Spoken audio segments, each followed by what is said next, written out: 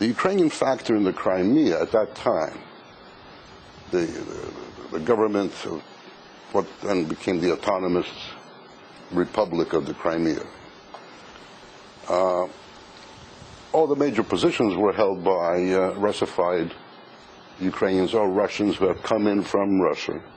At that time, there was a prime minister who came in from Russia. Got on a plane, came in, became prime minister, and they got rid of him eventually. I forget his name. I was in his office. He came in drunk, and this is the prime minister of the Republic. There was no control. Control of the Crimea was held by various unofficial groups, criminal gangs in many ways. The criminality in the Crimea is enormous.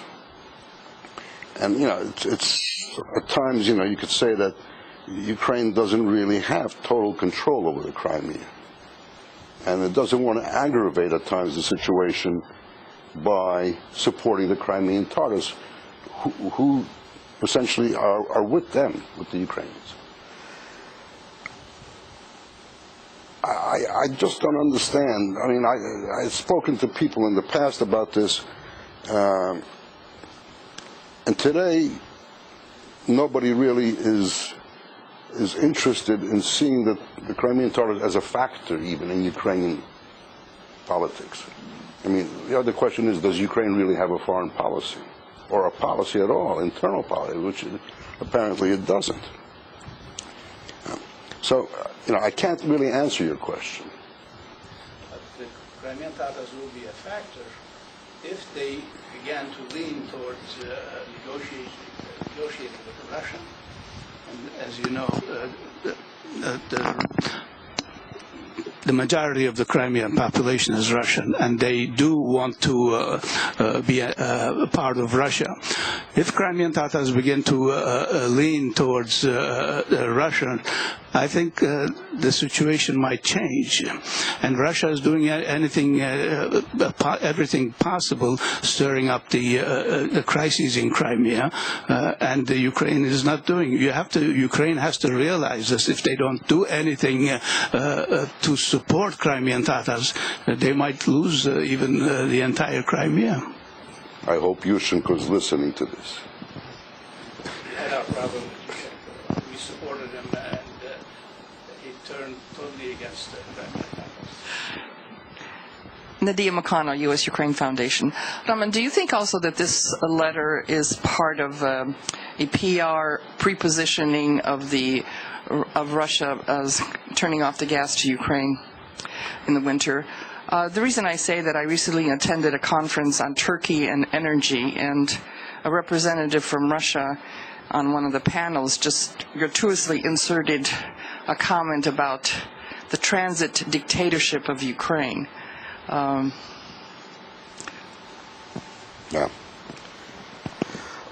In the last month or so, there have been a number of statements and articles in the Russian press by various Russian officials and analysts saying that Ukraine is preparing now for a gas war in January.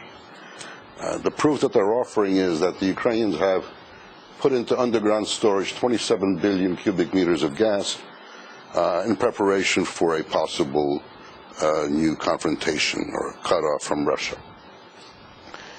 The Ukrainians deny this. The Ukrainian capacity for underground gas is 32 billion cubic meters, which they can store. It's doubtful if they can reach that full capacity in the next few months, simply because they don't have the money.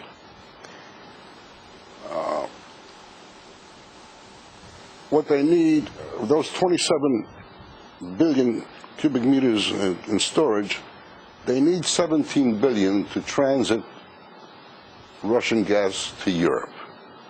It's called so-called transportation gas, or technical gas it's called over there. It's used to pump the generating stations, to keep the pressure up. So this vast volume of gas going to Europe during a high season, a high heating season, gets there. That means they would be left themselves with not too much for their own uses stored underground. Now, you have to keep this in mind. Gazprom has claimed, and Medvedev in his letter also claims, that the Ukrainians want to change the pricing structure in January. But the contract that exists today, the contract which exists today is a long-term contract. It's a 10-year contract.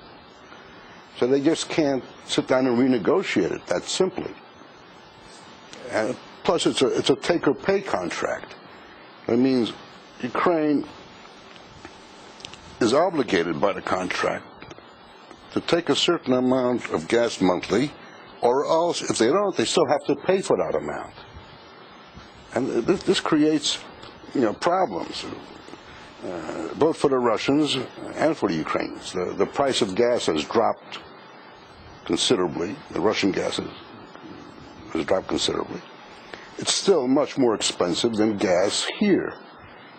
The Henry Hub price of gas is much lower than the Russian price.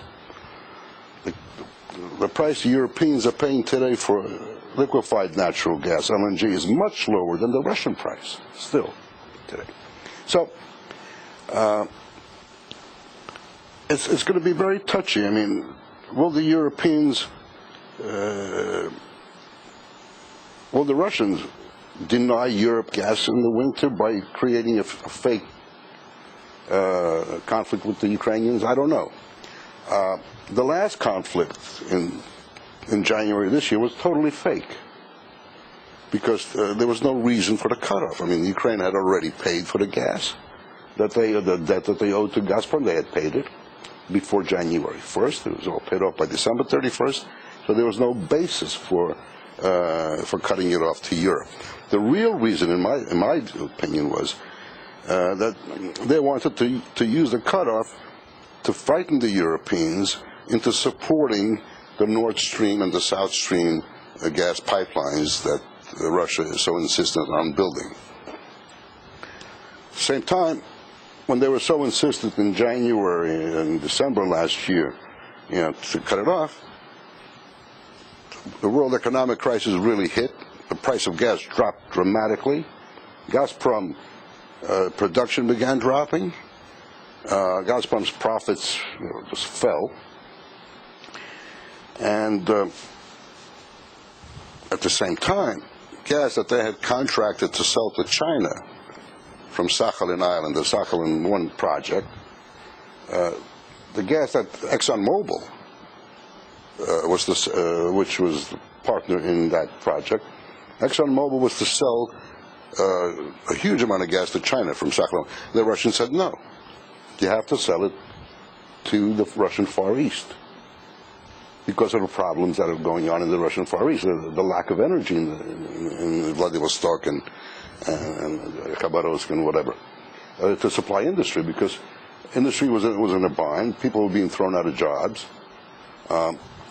And the Chinese became the victims of a normal contract which they had to begin getting gas from Sakhalin 1. So it's a very complex situation for the Russians now. I mean, their domestic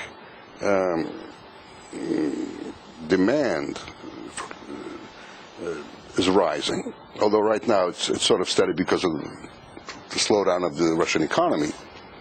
But ultimately it's going to go up again, and there's going to be a choice. Either you sell it to the Europeans, the Chinese, or we keep it for our own growing needs. So the Ukrainian factor in this is still the most important, because Ukraine, regardless of South Stream or Nord Stream, is still the largest conduit for gas to Russia. And you can't change that. They might lessen it, but they cannot cut it off. It's impossible. Unless they were to build, 3 more projects like Nord Stream.